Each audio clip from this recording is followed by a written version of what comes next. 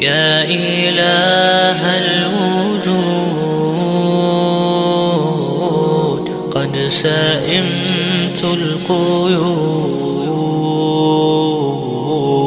كبلتني ذنوب ومللت الخطوب أنت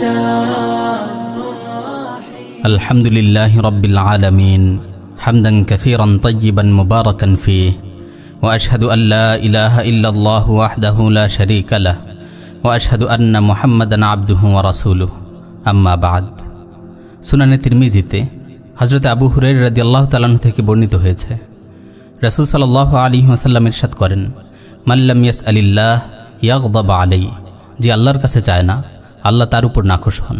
প্রিয় ভাই, আমরা প্রতিদিন কত সমস্যায় পড়ি, কত অভাবে ভুগি, কত মানসিক অস্থিরতায় নিপতিত হই। আমরা সব কাজ করতে রাজি, মানুষের কাছে ধর্ণা দিতে আমাদের মনে বাঁধে না, মাখলুকের কাছে হাত পাততে আমাদের গায়রতে লাগে না।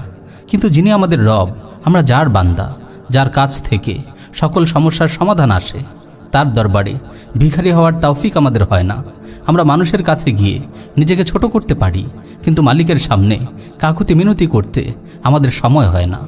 অথচ বাস্তবতা হচ্ছে মানুষের কাছে চাইলে তারা নাখোশ হয়, আর আল্লাহর কাছে না চাইলে আল্লাহ তাআলা রাগান্বিত হন। মানুষের কাছে যে কোনো সময় চাওয়া তো দূরের কথা, তাদের সঙ্গে যে কোনো সময় সাক্ষাৎও করা যায় না। মন মেজাজ খারাপ থাকলে কিছু দেয় না, অসময়ে দেখা করতে গেলে তারা রেগে যায়। অথচ আল্লাহ তাআলার কাছে যখন ইচ্ছা চাওয়া যায়, যখন ইচ্ছা হাত পাতা যায়, তার করুণার দরবার সব সময় খোলা। শেষ রাতে যখন সবার দরজা বন্ধ হয়ে যায়, আল্লাহর রহমতের বিশেষ দরজা তখন খুলে দেওয়া হয়। সুবহানাল্লাহ, সুবহানাল্লাহ, কত মহান আমাদের রব, কত মহিয়ান আমাদের মালিক। রাদিতু বিকা রাব্বা, হে আল্লাহ, রব হিসেবে আমরা তোমার উপর সন্তুষ্ট। রাদিতু বিকা রাব্বা, হে আল্লাহ, রব হিসেবে আমরা তোমার উপর সন্তুষ্ট। হযরত মুআজ বিন জাবাল রাদিয়াল্লাহু তাআলা আনহুকে নসিহত করে রাসূলুল্লাহ সাল্লাল্লাহু আলাইহি ওয়াসাল্লাম বলেন, ওয়া ইযা সাআলতা ফাসআলিল্লাহ ওয়া ইযা ইসতাআনতা ফাস্তাইন বিল্লাহ ওয়া আলাম আন্নাল উম্মাতা লাউ ইজতামাউ আলা আন ইয়ানফাউকা বিশাইইন লাম ইয়ানফাউকা ইল্লা বিশাইইন ক্বাদ কাতাবাহু আল্লাহু লাক ওয়া লাউ ইজতামাউ আলা আন ইয়াদুররুকা লাম ইয়াদুররুকা ইল্লা বিশাইইন কাতাবাহু আল্লাহু আলাইক। তোমার কোনো কিছু চাওয়ার দরকার হলে আল্লাহর কাছে চাও। তোমার যদি সাহায্যের দরকার হয়, আল্লাহর কাছেই সাহায্য প্রার্থনা করো। জেনে রেখো, যদি গোটা জাতীয় তোমার কোনো উপকার করার জন্য একত্রিত হয়, তবে ততটুকু উপকারই করতে পারবে যতটুকু আল্লাহ তোমার তাকদিরে লিখে রেখেছেন। আর গোটা জাতি যদি তোমার কোনো ক্ষতি করার জন্য সমবেত হয়, তবে ততটুকু ক্ষতিই করতে পারবে যতটুকু আল্লাহ তোমার তাকদিরে লিখে রেখেছেন। প্রিয় ভাই, আমরা আমাদের হৃদয়ের যত ব্যথা, যত মিনতি সব আমাদের রবের দরবারেই নিবেদন করব। কিন্তু আমরা অনেকেই আল্লাহর কাছে চাইতে জানি না, কি চাইব তাও বুঝতে পারি না। দোয়া করতে গিয়ে আমরা অনেক সময় ভুল করে ফেলি। আমরা কেবল মুসিবতে পড়লেই আল্লাহর শরণাপন্ন হই, অথচ সুখে থাকার সময়ও আল্লাহর কাছে বেশি বেশি দোয়া করা উচিত। সুনানে তিরমিজিতে বর্ণিত একটি হাদিস এসেছে, রাসূল সাল্লাল্লাহু আলাইহি ওয়াসাল্লাম বলেন, সালুল্লাহাল আফওয়া ওয়াল আফিয়াতা ওয়াল মুআফাত, তোমরা আল্লাহর কাছে ক্ষমা, সুস্থতা ও নিরাপত্তা প্রার্থনা করো। আল্লামা ইবনুল কাইয়িম রাহিমাহুল্লাহ বলেন, এখানে রাসূল সাল্লাল্লাহু আলাইহি ওয়াসাল্লাম অতীতের নাফরমানির জন্য ক্ষমা, বর্তমানের জন্য নিরাপত্তা ও ভবিষ্যতের জন্য সুস্থতা প্রার্থনা করার কথা বলেছেন। আব্দুল আলা তাইমি রাহিমাহুল্লাহ বলতেন, তোমরা আল্লাহর কাছে বেশি বেশি নিরাপত্তা চাও, কেননা বিপদের আশঙ্কা সর্বদা যাকে তাড়িয়ে বেড়ায়, তার দোয়া করার প্রয়োজনীয়তা দুর্দশাগ্রস্ত লোকের চেয়ে কোনো অংশে কম নয়। আজকে যে মুসিবতের শিকার হয়ে হাসফাস করছে, কিছুদিন পূর্বেও সে পরম স্বস্তি ও শান্তিতে দিন অতিবাহিত করছিল। ভবিষ্যতে যার জন্য ওত পেতে বসে আছে সমূহ বিপদ, আজ হয়তো সে পরম সুখ ও সমৃদ্ধিতে দিন কাটাচ্ছে। বান্দার সুস্থতা ও নিরাপত্তা প্রার্থনা আল্লাহর কাছে বড়ই পছন্দের। আল্লাহর কাছে এর চেয়ে প্রিয় প্রার্থনা আর নেই। হযরত আবু হুরায়রা রাদিয়াল্লাহু তাআলা আনহু থেকে বর্ণিত, একবার আবু বকর রাদিয়াল্লাহু তাআলা আনহু মিম্বরে দাঁড়িয়ে বলেন, তোমরা আল্লাহর কাছে সুস্থতা ও নিরাপত্তা চাও, কেননা ঈমানের পর আল্লাহর কাছ থেকে পাওয়া বান্দার সবচেয়ে বড় নিয়ামত হলো সুস্থতা ও নিরাপত্তা। আসুনানুল কুবরা গ্রন্থে ইমাম নাসাই রাহিমাহুল্লাহ বর্ণিত একটি হাদিস এসেছে, রাসূল সাল্লাল্লাহু আলাইহি ওয়াসাল্লাম ইরশাদ করেন, ইন্নান নাসা লাম ইউতাউ ফি হাদিহি দুনিয়া শাইআন আফদালা মিনাল আফি ওয়াল আফিয়া ফাসালুহুম আল্লাহ। এই পৃথিবীতে মানুষকে ক্ষমা ও নিরাপত্তার চেয়ে উত্তম কোনো নেয়ামত দেওয়া হয়নি, সুতরাং তোমরা আল্লাহর কাছে ক্ষমা ও নিরাপত্তা প্রার্থনা করো। তিরমিজি শরীফে বর্ণিত হাদিস এসেছে, হযরত আব্বাস রাদিয়াল্লাহু তাআলা আনহু বলেন, একবার আমি রাসূল সাল্লাল্লাহু আলাইহি ওয়াসাল্লামকে বললাম, হে আল্লাহর রাসূল, আমাকে এমন কিছু শিক্ষা দিন যা আমি আল্লাহর কাছে চাইতে পারি। তিনি বললেন, আপনি আল্লাহর কাছে নিরাপত্তা প্রার্থনা করুন।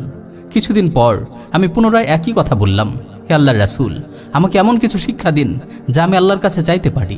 তিনি বললেন, ইয়া আব্বাস, ইয়া আম্মা রাসূলিল্লাহ, সালিল্লাহুল আফিয়াতা ফিদ দুনিয়া ওয়াল আখিরা। হে আব্বাস, হে আল্লাহর রাসূলের চাচা, আল্লাহর কাছে দুনিয়া ও আখিরাতে নিরাপত্তা প্রার্থনা করুন। প্রিয় ভাই, আমরা অনেক সময় ভুল দোয়া করি। আমার পরিচিত এক তরুণের ছোট একটি বোন ছিল। বোনকে সে খুব ভালোবাসত। একদিন বোনটির বিয়ে হয়ে গেল যথারীতি। সে স্বামীর বাড়িতে চলে গেল। হঠাৎ বোনকে হারিয়ে সে খুব মর্মাহত হয়ে পড়ল। আবেগপ্রবণ হয়ে সে দোয়া করল, হে আল্লাহ, আমার বোনকে তুমি সুখে রেখো। আমার জীবনের সুখগুলো তাকে দিয়ে হলেও তাকে সুখে রেখো। তার জীবনে যেন দুঃখ কষ্ট না আসে। দেখুন, যুবক কি অদ্ভুত রকম দোয়া করছে।